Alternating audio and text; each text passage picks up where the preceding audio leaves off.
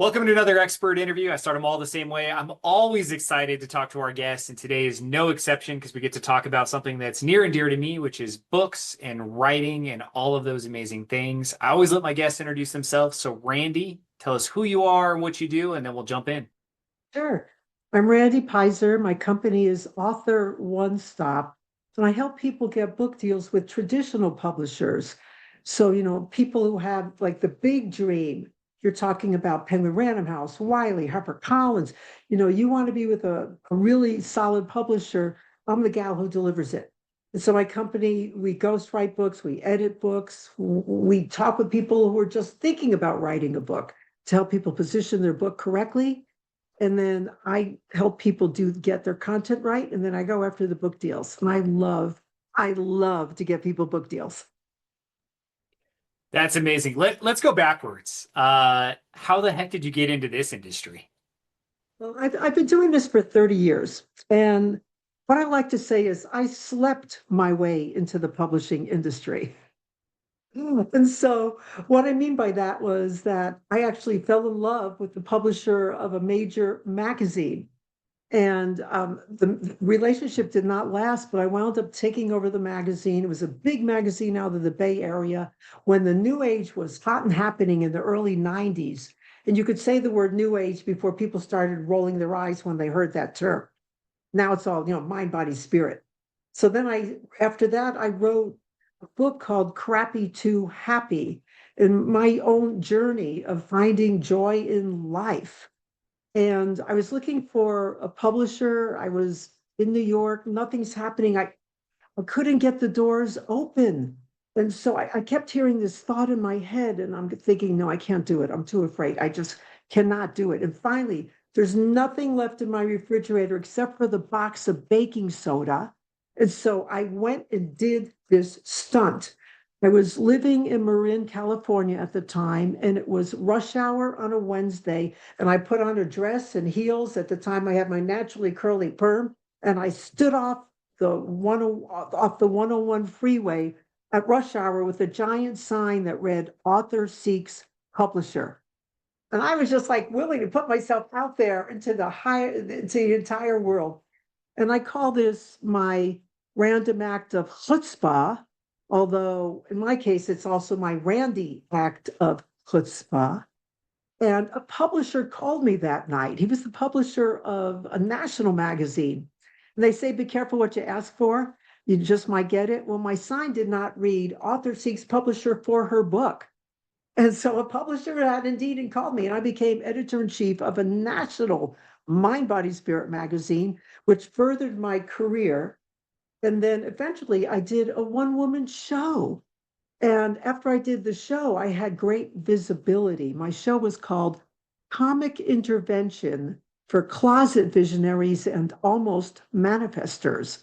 It was a one woman show except for the other people. And the other people were the audience. I was a proptologist, and I played with audiences in very fun and safe ways with props. And the show became very successful at its time, and that attracted a publisher because I had visibility. So my first book, Crappy to Happy, was published by a wonderful publisher. And some years later, I'm sitting in a movie theater, opening night of Eat, Pray, Love, and there's my Crappy to Happy book being held by Julia Roberts in a bookstore scene. And so that's that's a little slice of my life, Devin. It sounds pretty boring. I wish you would just amp it up a little bit, give us some juice, do something out of the norm. So standing on the side of the freeway with a sign, I love it. Yes, yes. There's so many places we go. I'm sure you have amazing stories from the years.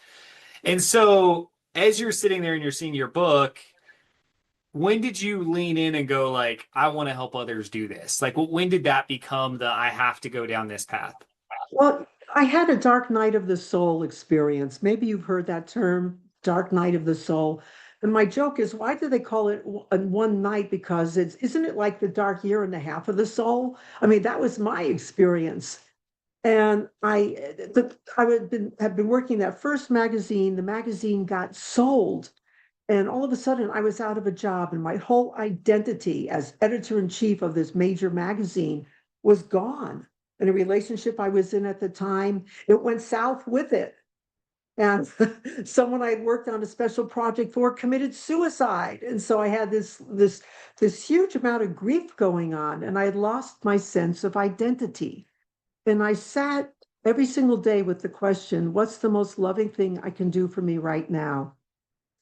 And one day I heard, sit, do nothing. And anytime I asked, that's all I heard. So I lit a candle. I figured that's not breaking a rule. And I just sat there, and stories from my life emerged. And so I started writing them.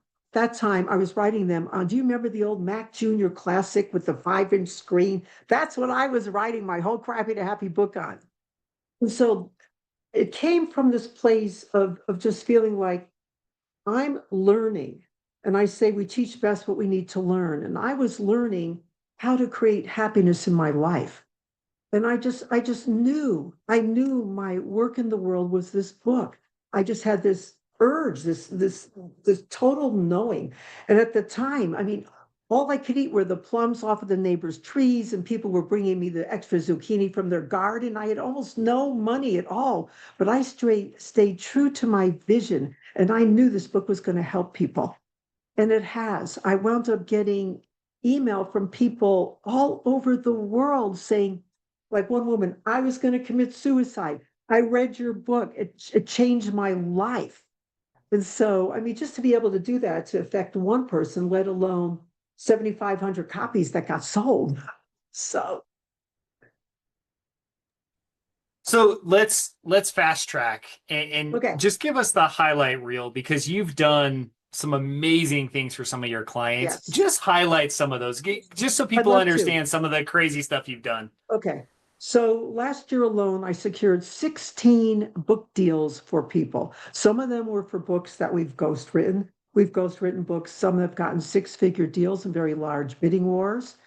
I've had my authors, as a result of the books that we've created for them or that we've edited for them, that I've pitched and sold for them, they've wound up in Time Magazine, Oprah Magazine, airport bookstores, FedEx office stores. Just this past week, we're working on a book right now, and the author has just been invited to be on the Drew Barrymore show. I mean, just these incredible things have happened for authors, things that they just couldn't have ever predicted because their book came out through a traditional publisher, so it was vetted. So you just said traditional publisher. So let's talk about it for those who are thinking of writing Sure. a book. What is the landscape of the publishing scene? There's traditional, there's self, there's hybrid. Kind of give us a rundown of what Yes. are the paths someone may Sure. take. Yeah. I mean, when I tell people I have no agenda and no attachment, I want what is highest and best for each person depending on their goals. So, what I tell people is, generally speaking, if you want to make more money per book and you want to get a book out quickly and you want control over every word in it and your cover design and absolutely every aspect of it, self publish. However, if you're looking for a lot of publicity, if you're regional or known locally, but you want to be national or international, definitely try for a traditional publisher because of all the new doors that will open for you that you don't even know. I mean, I never would have known my book would be in a major film being held by Julie Roberts. I mean, you can't predict these kinds of things. Or my first time author, Eleanor Stutz, who wrote a book, Nice Girls Do Get the Sale, who winds up in Time Magazine. And the next thing you know, she's being flown to Paris to speak. And she's speaking with Susie Orman on stage at Moscone Center. So in between self-publishing and traditional publishing is hybrid publishing. So with self or hybrid publishing, the author themselves is putting out money typically for the publishing process. Hybrid publishers often offer large publicity and marketing packages as well as part of their services, in addition to the production. With traditional publishers, you're not paying anything up front. You may get an advance. Pre-COVID advances were much higher. They're lower now, generally speaking, but you have bookstore distribution and you have mainstream media. Love it. So let's talk about the pitching process, right? Because I think if anyone thinks Sure, traditional publishing, there's probably this like, I'm going to get rejected 300 times and I don't know where to start and where do I send stuff and how polished is my manuscript? Like talk to us about pitching.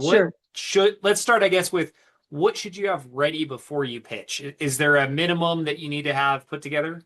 So for nonfiction, there's a debate about it.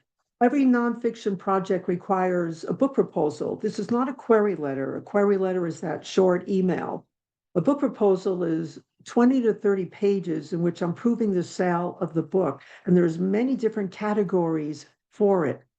And so a book should be as polished as possible before it's sent anywhere because of the amount of competition that's there.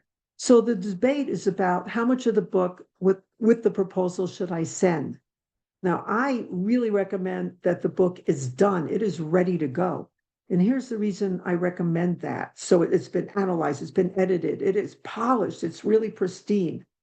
So I was pitching a book in November, a book we had edited called Feminine Intelligence by Alina Tabul. She's in the UK. And I pitched it, to all the big, Penguin Random House Portfolio, HarperCollins Leadership, HarperCollins Business, Wiley UK, the same month, and bought it. So just this past November, they bought Feminine Intelligence, and they published it in both the UK and the US in March. Why? Because it was ready to go. And so it shortened the time because most publishers are going to take a year and a half maybe before a book comes out. But if it's stellar, it's polished, it's ready to go, look at the possibility of getting a book out with a major publisher with US and UK distribution. Wow. Okay, so we're just going to keep asking all the questions. And Brady, I know you're here too. So, man, if Yeah. you have questions, either drop them in the chat or just let me know. Um, so talk to me about pristine books. So you mentioned that, like Yes. what does that entail for someone who's listening? Is that just I have a manuscript that's good? Is it I have full cover design and title development? Like how far down the path should you Right. be? No graphics are necessary for the outside, no cover design because they're really not going to use it. They work with their own graphic designer, so you don't want to put any energy into your cover. Sometimes in a book proposal, people will have a cover ready, and so we call it a mock cover so that the publisher doesn't feel obligated because they're most likely not going to use it. So that's not necessary. But typically, let's say somebody writes a book, what we're going to do, we meaning my company, we're going to read it and analyze it. And that means using the comments bar, going through it page by page. It's a very in-depth analysis. So we're looking at, all basics of the writing itself. Do we think this is a book a publisher will be interested in buying or an agent will be interested in signing? And is it strong enough or are there places where it needs to be strengthened? Can the author strengthen it? Do we need to step in and ghostwrite certain parts of it? And so that's all discerned through the analysis phase.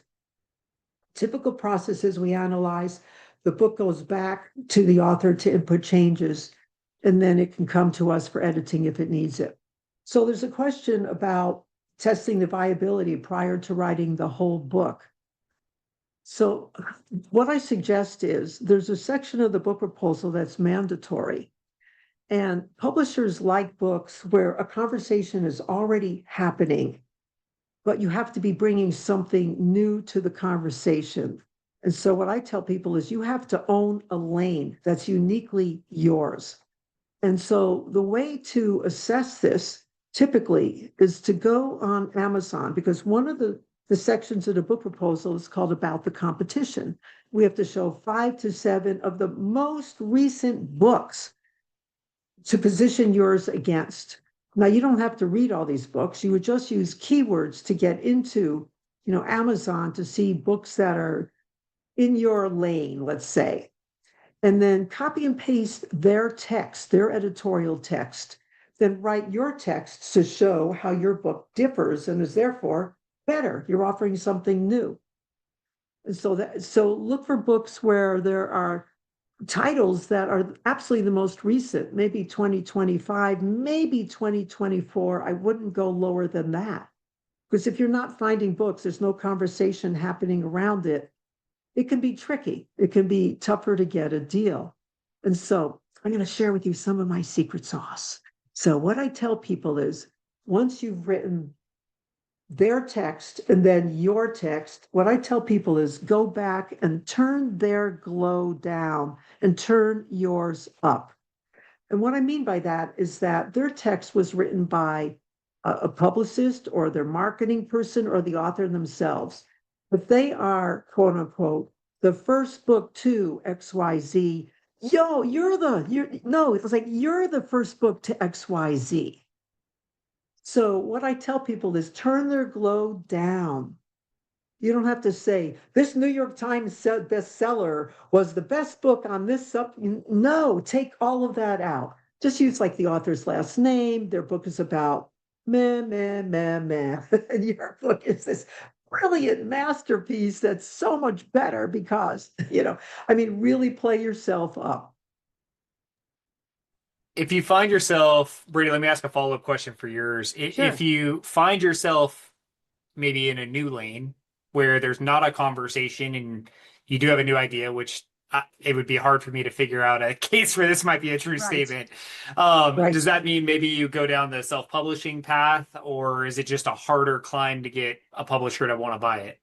What I tell people is it's a process of reverse engineering, and it starts with the Barnes and Noble book buyers.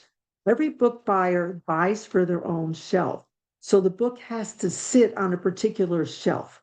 So when publishers are making their buying decisions, the book's going to go through different committees. It's not just one person sitting there going, oh my God, I must have this book. I absolutely love this content. That's only half of the equation. So the book goes to an acquisitions editor first who has to just absolutely fall in love with it. They're going to bring it to their editorial team, and that team's going to decide, let's see, we have 20 slots open for books in this quarter, but we have 40 books we're considering. Which are the ones that we think are going to make us the most money? Let's call the Barnes and Noble book buyers and see which ones they're the most interested in. So after that, the books are going to go to another committee, and the next committee, I just call it, generally speaking, the bean counters. And they're going to be looking at how many books do they think they can sell of this versus that. So that's what I'm saying. If the book is meeting something having to do with a conversation that's already happening, that gives it a boost up. But it has to be able to fit on the shelf. What I tell people is go to a Barnes and Noble. I mean, literally, physically walk yourself there or to your neighborhood bookstore, if they're already left, and find the shelf your book would sit on. The next thing you have to do is think about who is the person, you have found the shelf now that your book sits on, who is the person, the exact person who's going to pick up your book versus the book right next to it, because that is your target market reader. And you have to have a target market reader. Because there's another section in a book proposal called About the Market, which is divided into primary, secondary, and tertiary markets.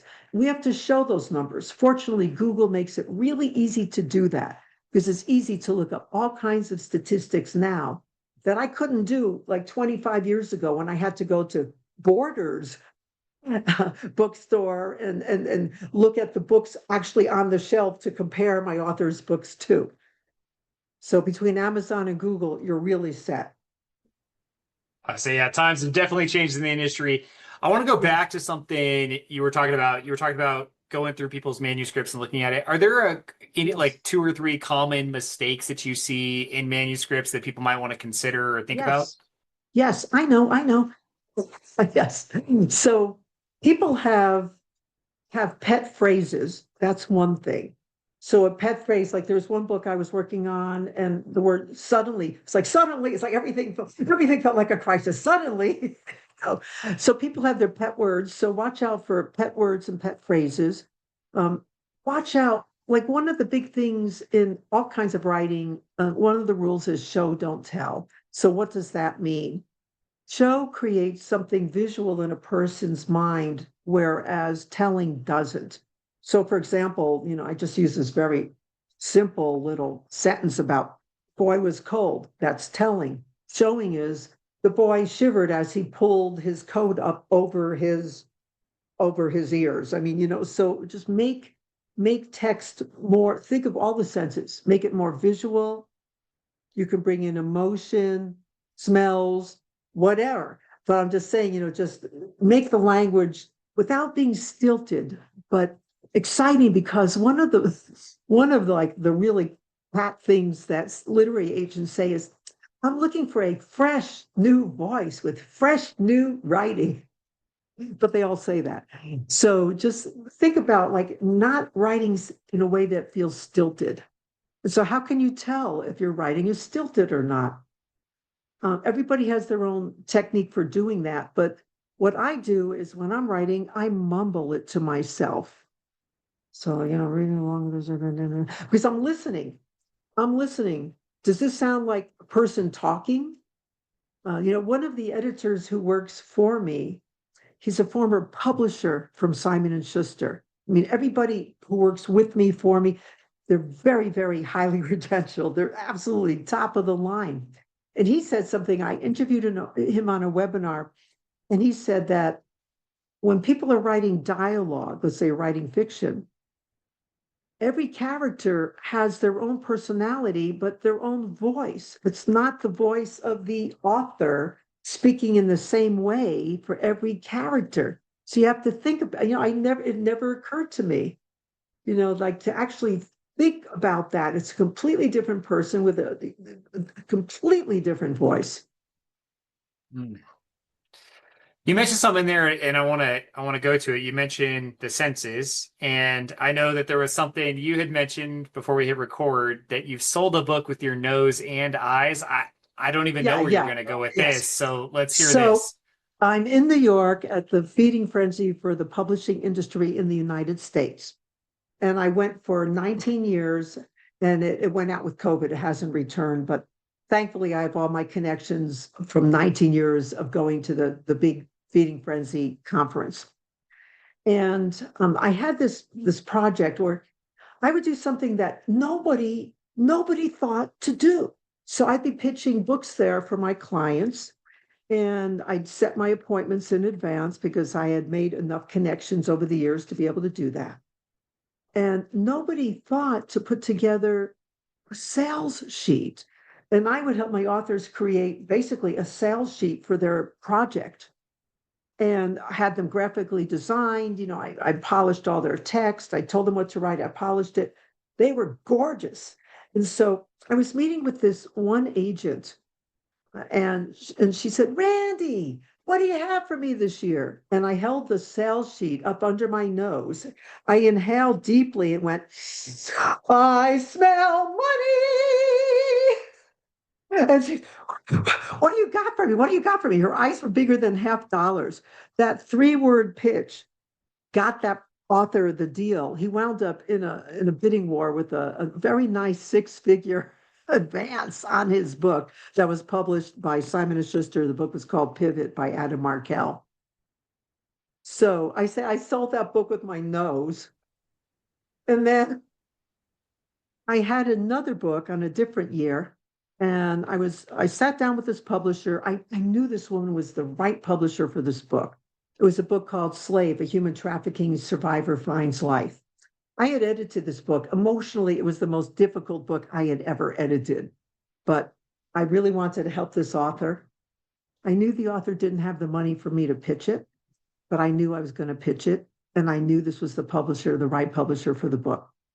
And I sat with her and I pitched it. I just saw her on the show floor. She hadn't answered my email messages about, setting up a meeting in advance. I pitched the book to her. I knew she was the right publisher. I pitched it verbally and she said, I want it, I'm buying it. So she was buying it sight unseen, but just based on my pitch. And as I was leaving the booth, she said, Randy, I wasn't going to meet with you this year. That's why I hadn't gotten back to you, from your emails. She said, because I knew my budget. I just couldn't take on another book. But she said, I saw the look in your eyes and I knew I had to listen to what you had to say. So I sold that book with my eyes. And so I called the author, Jabali Smith, from the show floor, like right after I left her booth. I said, Jabali, I'm in New York. I just pitched your book. If you say yes, your life is going to change. And it did. So now he speaks all over the country. That's amazing. Let's talk money because you brought it up there, and I think it's important for Sure. people listening to benchmark. Um, you know, none of this process is free unless you're the best writer on the planet who thinks you can self-edit. Like, none of that's a true statement. Like, you're gonna need help. How much should someone allocate cash-wise to get a book ready to pitch? Is there an estimate in price? How much does it cost to pitch? Give us some numbers so people know how much the investment might be. Yeah. There's different phases and different pricing. There's different pricing points. Is somebody bringing us a book? Is it ready to go? Is it basically a train wreck that needs a huge amount of work? I mean, I have no idea. When we edit, the editing price or analysis price is $97 an hour, but we need to see the book. Love it. So So, just to go through an audit, they're going right. to budget some amount of Yes. hours to get the full analysis, and then Yes. you can tell And them so, kind of where they're yeah. at. Yeah, it's like, I tell people, I get back to people within one business day with a bid. Okay, but we must see the writing because everybody's writing is different. We have no idea. Is a book going to take 5 hours, 10 hours, 18 hours? We have no idea. We have to be able to just at least glance through it. But I do send everybody a confidentiality agreement before they send anything. And so I offer a very inexpensive way for people to do book proposals because I've had people come to me who have spent 20 or $30,000 to have a book proposal written for them. I offer people a $300 alternative. And I've also ramped up and polished proposals that are 20 and $30,000 that somebody has spent elsewhere too. And so what I have is, here's a template. Here's all the different sections for a proposal. And I include a real proposal that I secured an agent in one day who sold the book in 1 week that FedEx office bought 3,000 copies of for their stores nationally. So people can create their draft. I can come in on the back end and polish the proposal. And when we do it this way, so they've spent $300, to get my little package, and then I polish the proposal. Most proposals will come out around $1,500 total, including that $300 initial investment. So, I mean, that's huge. I mean, it's just a huge, huge savings. Love that. Perfect. I just want to make sure people get here, it Yeah. is accessible, but you've got to put some skin in the game. You've got to have a partner. Um, let's talk Yes. about something that's new and exciting. What's the project that's just got you fired up right now? Like, what's something you're working on? So I have a mind, body, spirit book that we ghost wrote, and all of our ghost writing is confidential. So, I never say which books we've edited or which we've ghost written. But one that I just got two publishing contracts in for a book, a mind, body, spirit book that we ghost wrote. And that is fun and exciting. And I also have my own passion project that I'm very, very excited about launching in the world. And it's called Bald Courage. And this is a book of nuggets of just short things that anybody can turn to on any page. And the title is called Bald Courage, Gentle Wisdom on the Chemo Journey. Because I went through breast cancer, chemo, and radiation in 2012. And I just feel like, this is my give back. There were things that I learned that are so helpful for people. And so I want to be able to share this wisdom, but I want this book gifted. I don't want people to have to pay for it who are going through chemo. And I have a nonprofit partner who will earmark funds for the book so that companies or individuals can donate towards it and it can be gifted to chemo patients. Hmm. That's amazing. I'm so excited about that one. I know in our Yeah. community, every time you talk about it, I see people perk up and I think everyone knows someone that's battled and, Oh, yeah. providing We're going through it. resources is huge. Yeah. Yes. Yeah. Yeah. Because when I went through it, I couldn't read a book from page to page. But if I could open the book to any page and just read one thing that would help me get through that day, that's what this book is. That's amazing. Let's talk length. Do you have any recommendations on like how long a book should be? I know that's probably category specific and there's probably some Yes. Well, qualifiers, but yeah, but let's talk about, like, generally speaking, business books. I had a book at 35,000 words and Wiley rejected it, even though the author said this is an airplane read. Well, was able to sell it elsewhere, but Wiley is looking for minimum 45,000 words. And I was speaking for the Women's National Book Association recently, along with an agent. The two of us were speaking, and I learned something from him that's so recent that he told me that publishers are looking for books under 80,000 words because the cost of printing and shipping goes up after that, after they go past 80,000 words. So, I tell people, generally speaking, 50 to 60,000 words, I think is a really good range. And can you, again, I know it depends on the size of book that's printed and formatting, but can we ground that into like a page count for someone? Like, what is a Sure, 50,000 word book? sure. Uh, Publishing industry standards are based on 250 words per page. So get out your calculators and figure out your page count roughly based on 250 words per page. Perfect. Let's talk about the other parts of a book. So I want to talk about forwards. Let's talk forwards for a second. How important Yes, is a forward and who writes it and yes, how it's written? yes, it is important. So if you have someone of recognition who can write a forward, even just like 2 pages, I don't suggest long forwards and prefaces and introductions. People want to get into the book. But if you have someone who can write it great, what we often do in my company is we ghostwrite the forward once someone has agreed to sign off on it. Then they can tweak it if they want. Because frankly, we all know how busy we all are. And so people just don't have the time. And so a lot of times forwards are written by the author themselves, or in our case, we ghostwrite forwards for people. And then they sign off on them or just tweak them a little bit, you know. Love it. What about, do you recommend testimonials, like little quick snippet testimonials in the beginning, Yes, book and reviews, and things like that? well, endorsements, back cover endorsements for sure. We typically write them for our authors and then ask people to sign off on them. And so people who are signing off on them are typically authors themselves or industry experts. And what's their motivation to do it? If they don't know the author, well, their motivation is they get free advertising basically on the back of the person's book.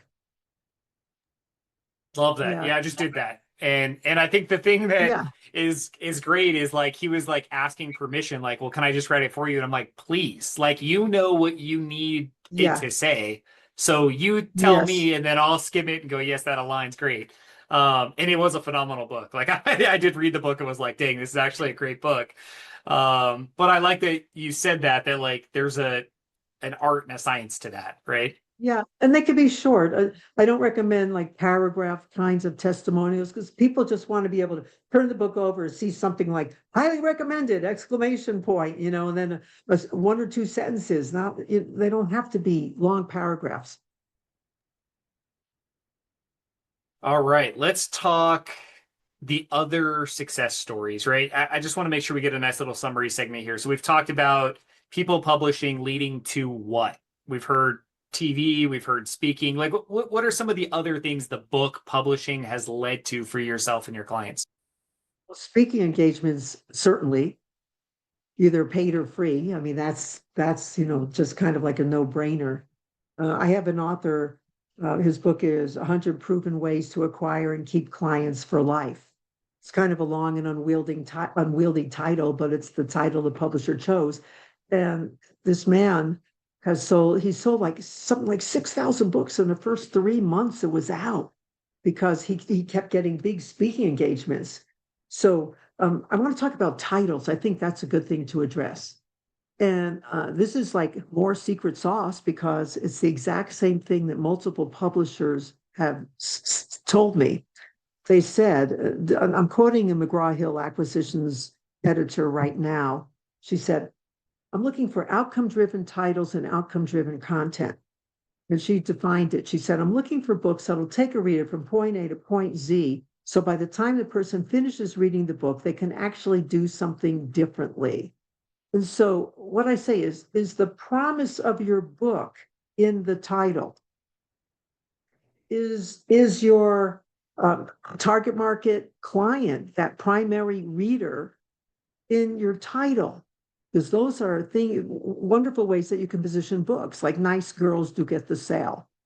When I first saw the titles, this was some years ago, I'm thinking, we're not girls, we're power women, But The Power of Nice had come out, and nice was a big trending word.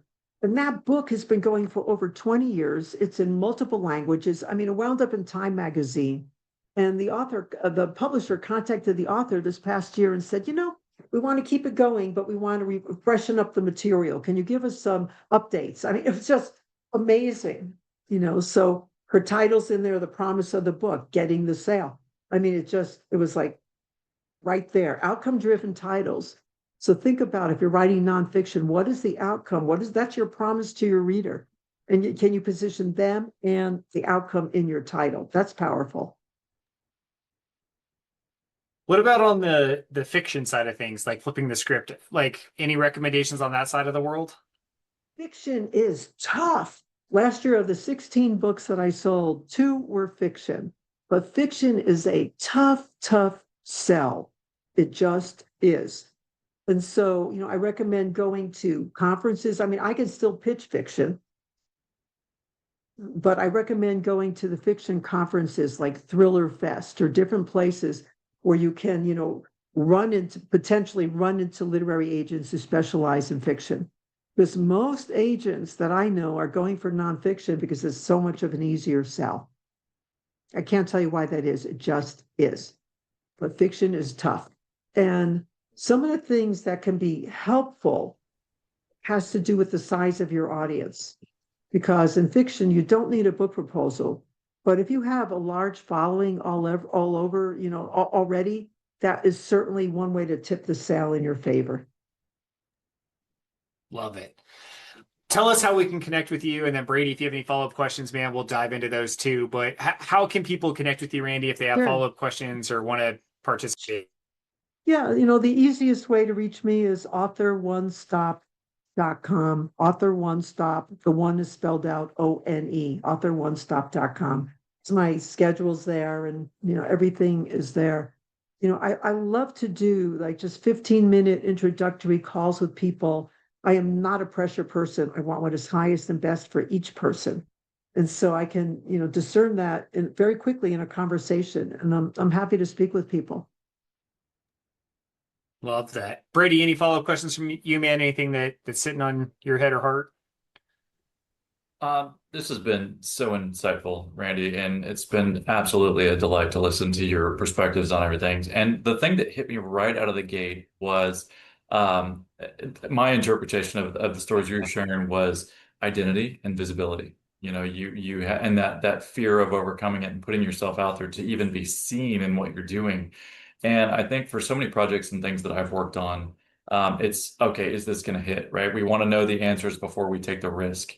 And so all of the information, I don't know that it's so much of a question as I just kind of wanted to shout that out because all of the information has been so insightful, especially in that, when you were talking about writing the book proposal, because my question is, because I approach things in business this way. Okay, so let's test the product before we launch the product, right? Because we might be heading in the wrong direction. But I loved your perspective on, no, you have to have something for people to understand, and it has to be polished and viable before you even write the proposal, because otherwise, do you really know? And that's what I took away from it. And please correct me if I'm wrong on that.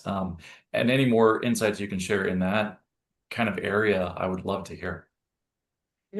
I love to start the overview, like what is this book about in a book proposal, by saying the title of the book is the first book too. I love it when an author owns a lane and they're bringing something new to the conversation. I mean, that's really, really powerful, because that's what publishers are looking for. How is this going to help my audience?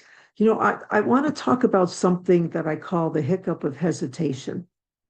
And this is really, really important because I feel like everyone, and regardless of who anyone is in this world, people have a certain level where they get to a certain fear. There's like a ceiling that they hit that they feel uncomfortable about going beyond. And so the first year that I was looking for a publisher in New York at the big feeding frenzy at that time, 40,000 people. And everybody's running around and making their right connections. You know, they're looking at name tags and they're making their connections. And I'm a total deer in the headlights. I'm with a very dear friend of mine who's a national publicity strategist, Jill Lubin. And at the time, we were both brand new authors, you know, looking for our first publishers. So this is back in like the year maybe 2000 or even maybe 1999. It was a long time ago.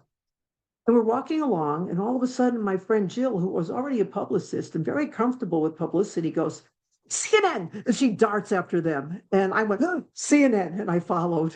And she made the connection and we moved on. And then we're walking along. She sees another badge. She's like, Today. She's rushing after USA Today. And I'm going, USA Today. And I realized I had what I call the hiccup of hesitation. And the hiccup of hesitation is when we're moving towards our dreams, but there are those little hiccups. There's those back steps for whatever reason, whatever obstacle, whatever fear, whatever it is that we're moving out of our comfort zone. And I decided I wanted to overcome that hiccup of hesitation right there on that show floor. And so I decided I would physically model my friend Jill on the show floor. So we're walking along, all of a sudden I went, Ladies' Own Journal. And I almost lunged after this woman, made the connection, got her card. And so what I tell people, what I tell myself when I hit those places of fear, what I say to myself is, go, go, go. And so just notice wherever we hold fears in our lives, it could be in relationships, it could be in any aspect of our lives. You know, do you want to overcome that hiccup? That's the way to do it. Go. That's a fun, powerful way to get us towards the end here. What else haven't we talked about, Randy, that's on your head or heart that you want to talk about? Is there anything we missed?